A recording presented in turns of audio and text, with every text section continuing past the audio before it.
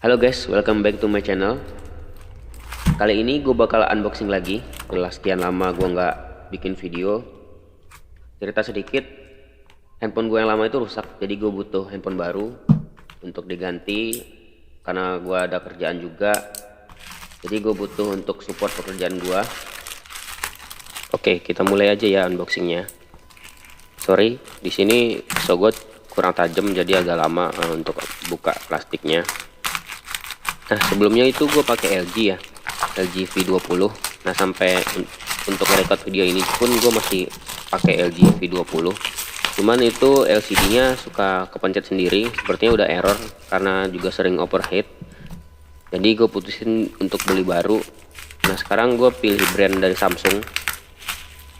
Kenapa gue pilih Samsung? Sebenarnya gue salah satu fansnya Sony Xperia ya. Tapi karena Sony tidak ngeluarin smartphone yang gue suka, maksudnya model yang gue suka, jadi gue pilih Samsung. LG pun sebenarnya ini bukan handphone gue, dari sebenarnya dipinjemin kantor. Jadi karena rusak ya mau nggak mau gue beli handphone sendiri karena gue nggak punya handphone sebenarnya. Nah, di sini gue beli Samsung S20 Plus ya.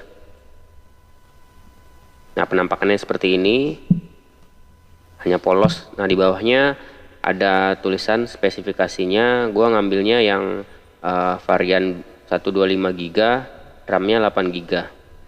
Warnanya grey, cosmic grey.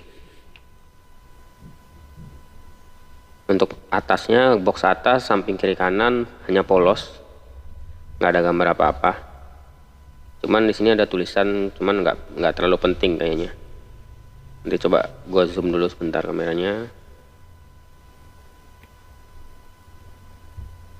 Nah, ini kelihatan ya, cosmic grey warnanya. Coba kita buka aja.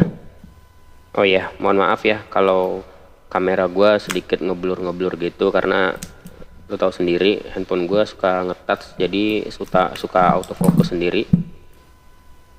Dan ini merupakan handphone pertama Samsung gua. Jadi sebelumnya gua nggak pernah pakai Samsung. Oke, kita buka aja plastiknya. Oh iya, first impression gua waktu pertama kali ngeliat kotak ini cukup simple ya, cukup premium menurut gua. Di pinggir-pinggirnya itu agak doff dan di tengahnya itu hitamnya lebih gelap, jadi seperti glossy gitu, cuman sebenarnya juga doff kalau lo bisa lihat. Nah, kita buka aja ya dalamnya kayak gimana. Gue kasih singkat sedikit spesifikasi S20 Plus ini. Untuk CPU menggunakan Exynos 990 untuk versi Indonesia, karena untuk yang di luar negeri biasanya pakai Qualcomm 865. Nah, untuk RAM-nya sendiri kita pakai 8 GB dan baterai sudah 4500 mAh. Menurut gue sih untuk handphone flagship pakai baterai 4500 mAh menurut gue sih agak kurang ya. Nah, ini penampakannya.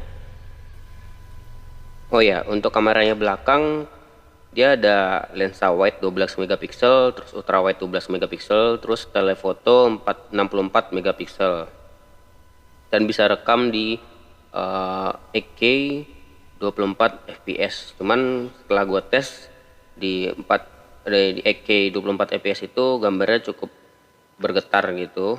Nah, di sini kita dapat pembatasnya juga. Yang nggak guna lah ini. Nah, terus kita dapat Type C to Type C untuk chargernya. Terus kita juga dapat charger sama headset. Nah, untuk headsetnya sendiri kita dapat yang ujungnya udah Type C ya, jadi nggak perlu converter lagi untuk masuk ke handphonenya. Nah, ini chargernya 25 watt, udah fast charging. Nanti gua zoom sedikit supaya lo bisa baca. Oh ya, untuk kamera depannya dia pakai 10 megapiksel ya, wide juga. Oh iya, di sini gue lupa ada sesuatu yang kurang. Kalau lo tahu, coba lo tebak apa? Ya, benar sekali. Sebenarnya di kotaknya ini kita dikasih soft case-nya juga, sama ada manual book, sama untuk SIM injektornya, cuman gue lupa ngecek bagian atas, jadi di video ini gue masukin cuman fotonya aja.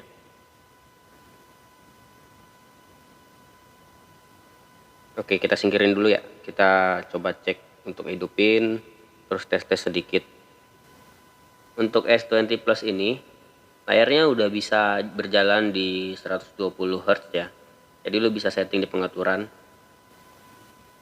Gunanya untuk ngasih lo experience lebih saat scrolling maupun main games. Ini salah satu fitur yang gue suka dari Samsung. Mulai dari handphone yang murah sampai yang mahal pun layarnya udah enak gitu dipandang mata. Oh ya, ngomongin masalah layar, kalau untuk layar S20 Plus ini pinggirannya tidak terlalu cekung ya, nggak kayak handphone kakak-kakaknya yang S8 atau S9 itu kan pinggirnya agak cekung ya, jadi agak miring gitu. Nah, kalau ini nggak terlalu, cuman tetap ada cekungannya, tapi hanya sedikit. Jadi kesan premium masih ada. Di sini kita coba setting-setting dulu. Untuk settingan awalnya, biasanya dia pakai 60 Hz. Kalau lo pengen hemat baterai, pakai 60 Hz saja ya. Waktu gue editing video ini, gue udah pakai handphone ini beberapa hari ya. Kurang lebih seminggu lah, gue udah tes-tes. Enggak, menurut gue kendalanya sih kalau panas enggak, karena banyak yang bilang panas. Cuman menurut gue baterainya sih kurang gede. Jadi gue karena gue suka main game ataupun suka ngeremot kerjaan gue dari rumah ke kantor, jadi itu bikin cepet habis baterainya. Kadang gue sehari bisa ngecas 2 kali. Padahal kalau menurut gue kalau dia bisa ngasih baterai yang lebih besar lebih bagus. Nah ini tampilan awalnya seperti ini. Dia udah pakai UI One 2.5 ya. Jadi ada beberapa perubahan sih menurut gua. Cuman nggak terlalu signifikan. Kalau lo perhatiin kalau untuk UI-nya sama aja, cuman ada beberapa fitur yang ditambahin. Contohnya yang gue tahu itu ada di sini namanya focus mode. Focus mode itu jadi lo bisa fokus misalnya lo lagi kerja. Nah, itu ada fokus mode di bawah, jadi lo kerja semua notifikasi itu bakal nggak masuk ke handphone, jadi lo hanya fokus dari kerjaan lo. Nah di sini juga nanti gue cek untuk softwarenya dia udah pakai OS berapa. Kalau yang gue baca sih dia pakai OS-nya Android 10 ya. Coba kita cek dulu. Nah ini udah pakai Android 10. Nah ini waktu pertama gue bikin video belum gue upgrade ya softwarenya. Nah di sini gue coba, biasanya sih gue aktifin developer mode. Biasanya gue suka ngotak-ngatik handphone juga.